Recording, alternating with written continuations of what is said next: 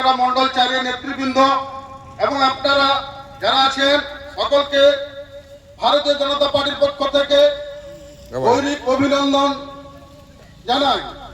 এছাড়া এই মাইকের আওয়াজ যতদূর যাচ্ছে যারা শুনছেন যারা আসবো আসবো ভাবছেন অথচ আসছেন না তাদেরকেও জানিয়ে রাখি গৌরব অভিনন্দন।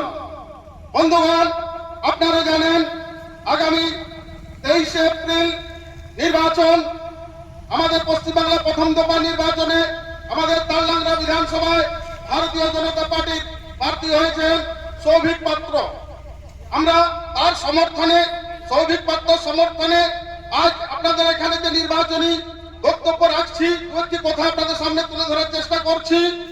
প্রথমেই বলি, কেন আপনারা সৌভিক পাত্র বা বিজেপিকে ভোট দেবেন, ভোট দেবার আমরা আবেদন রাখছি। আপনারা সেটা জানেন যে আপনারা এই তৃণমূল কংগ্রেস যখন প্রথমে আসে পশ্চিমবাংলার সর্বত্র এবং ভালাই দিয়ে লক্ষ্মীসাগরে একটা কথা লিখতেন, সততার প্রতীক। মমতা ব্যানার্জির নামের পাশে লিখতেন সততার প্রতীক। কিন্তু আজ আমি তৃণমূল ভাইদের বলছি বা আপনাদের সামনে জানতে চাইছি, তৃণমূল কংগ্রেস আজও দেওয়াল লিখন করছে, কিন্তু মমতা ব্যানার্জির সামনে সততার প্রতীকটা নিজেরাই সরিয়ে দিয়েছে।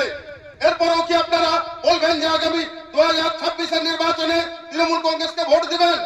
বা তৃণমূল ভাইদেরকে বলছি, আপনারা কেন তৃণমূল কংগ্রেসের হয়ে দেওয়াল লিখন করছেন, অথচ সততার প্রতীকটা লিখছেন না? উত্তরটা তো আপনারাই জানেন। কেন আপনারা এরপরও বলছেন যে তৃণমূল কংগ্রেসের প্রচার করুন, ভোট করুন?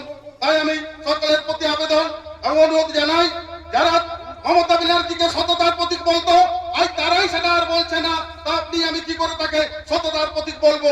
একটা সততার প্রতীক নয়, সৎ মানুষ নয়। তাকে আগামী বিধানসভায় আমরা কিভাবে ভোট দেবো সেটা আমি এই এলাকার মানুষের কাছে জানতে চাইছি।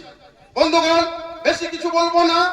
আপনারা জানেন যে 2011 সালে তৃণমূল কংগ্রেস আসার পর এই এলাকার মানুষ তথা পশ্চিমবাংলার মানুষও স্বপ্ন দেখেছিলাম যে বিদেশি মতবাদ মুক্ত মার্কস লেনিন সিপিএম যাদেরকে বলে বামপন্থীদের অবসানের পর আমরা ভেবেছিলাম যে মমতা ব্যানার্জির হাত ধরে পশ্চিমবাংলায় উন্নয়ন হবে, কর্মসংস্থান হবে। কিন্তু কি দেখলাম? এই 15 বছরে আমরা দেখলাম পশ্চিমবাংলা ভারতের রাজ্যগুলোর মধ্যে সর্বশেষ প্রান্তে পৌঁছে গিয়েছে। তাই এই 15 বছরে আমরা আমাদের জীবনের অভিজ্ঞতা মিলিয়ে দেখলাম যে আমাদের এলাকার শিক্ষা, স্বাস্থ্য, কর্মসংস্থান সবকিছুতে তলানিতে পৌঁছে গেছে এবং এই রাজ্যটা ধীরে ধীরে ভারতের শেষতম রাজ্য, উন্নয়নের নিরিখে শেষ, আবার দুর্নীতির নিরিখে প্রথম স্থান অধিকার করতে চলেছে।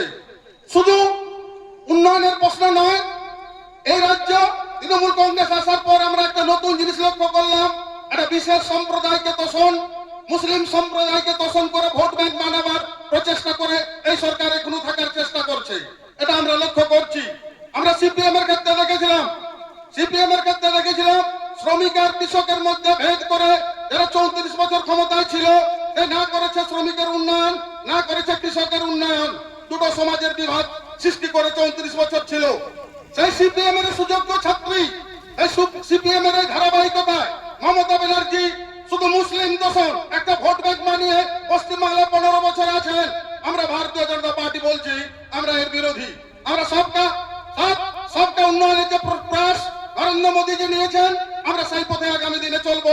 তাই পশ্চিমবাংলায় ভালাইদিয়ার মানুষের কাছে, এলাকার মানুষের কাছে আমরা একটিবার আবেদন রাখছি, আসুন 23 এপ্রিল সকাল সকাল সৌভিক পাত্রকে পদ্ম ফুল চিহ্নে ভোট দিয়ে বিধানসভায় আমরা ভিতরে নিয়ে যাই।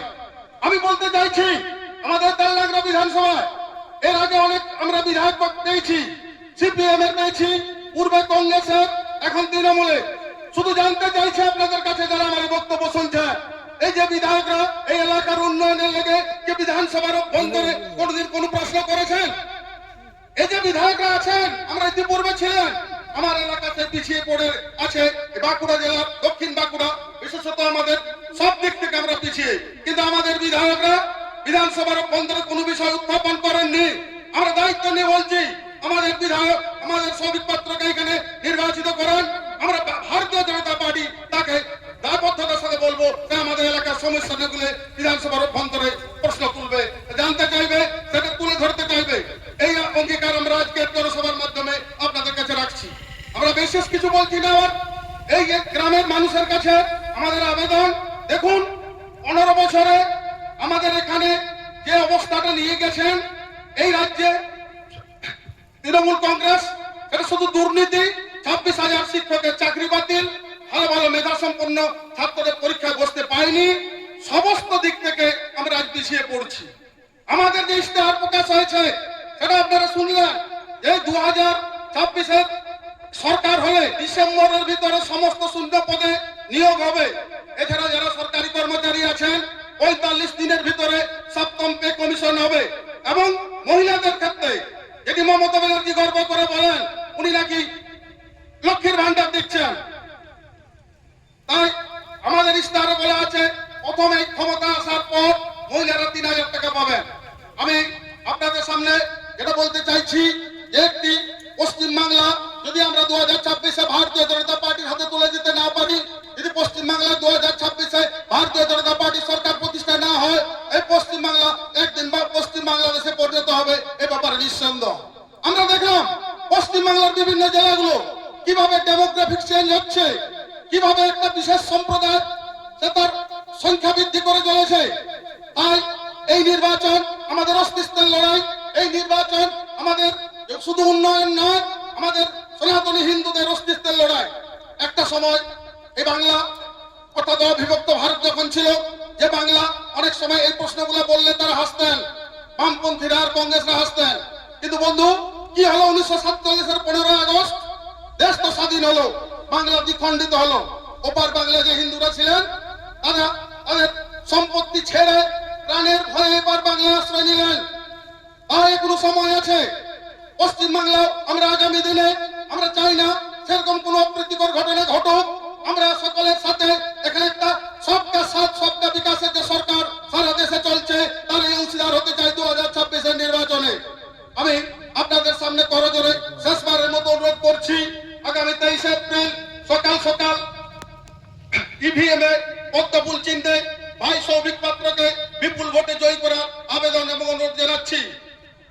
আমি সকলকে আমার এবং ভারতীয় জনতা পার্টির পক্ষ থেকে গৈরিক অভিনন্দন, জাতীয়তাবাদী অভিনন্দন জানিয়ে আমার এই বক্তব্য এখানে শেষ করছি। বিজেপি জিন্দাবাদ। জয় শ্রীরাম, জয় জয় শ্রীরাম। অসংখ্য ধন্যবাদ আমাদের তুষারদাকে। এরপর আপনাদের সামনে বক্তব্য রাখবেন আমাদের